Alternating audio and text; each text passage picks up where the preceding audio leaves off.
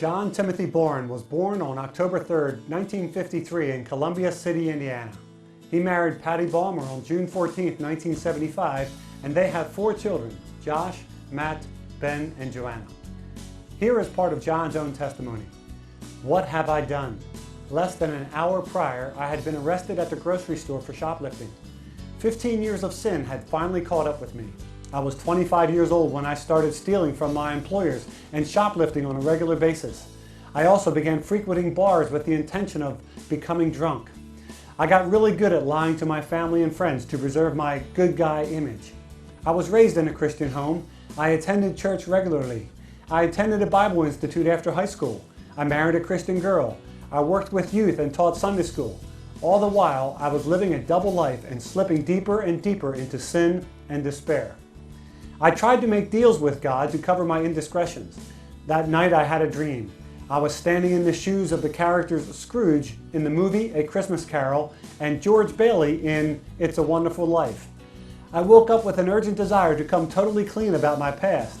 I realized my need for God in my life, and I asked Jesus Christ to be the Lord of my life and deliver me from my sin and shame in those early morning hours. Because of my stubborn pride, I had never before confessed my sins to God, let alone man. I met with my pastor that morning, and we were able to fill up 3 legal-sized tablet pages of the items that I had stolen and put a monetary value to it. Even after I paid back over $16,000 in restitution and cleared my name with those I sinned against, God wasn't done with me. I was sentenced to 10 days in jail, effective immediately. At the time, I thought of inmates as convicts and didn't want anything to do with them. I just wanted to serve my time and get out of there. When I went off by myself to read my Bible, curiosity got the best of the guys in my block, and they came to me asking questions about the Bible and Jesus Christ. These guys were hungry for answers. I saw men that were broken, just like God had just broken me. When my 10 days were over, I thought that I could just go on and forget about that experience, but I couldn't. God used the time to open my heart to inmates and their need for Jesus Christ. The time in jail taught me 3 very specific things. 1, how to fall in love with Jesus.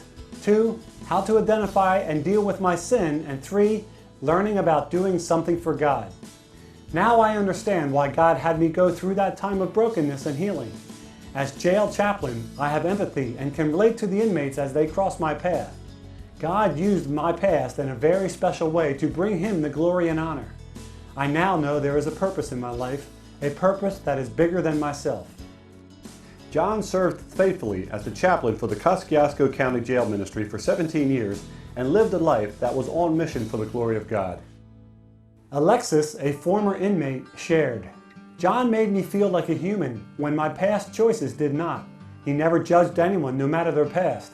He was only concerned with improving my relationship with God and getting me on the right path." Peggy Owens, assistant jail chaplain, said, after ministering with him for 14 years, John lived out the 2 great commandments, to love God and to love others, better than anyone I've ever known. Ed Lewis, the executive director at CE National, wrote, "John makes heaven richer.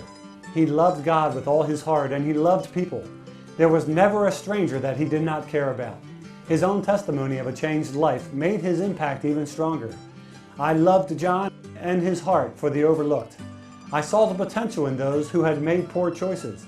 John caught the concept of freedom, that when a person is free from sin, he is really free indeed. I am so pleased that we can honor John for his heart for the overlooked and downtrodden. John went after the same types of people that I believe Jesus would reach if he were on the earth today."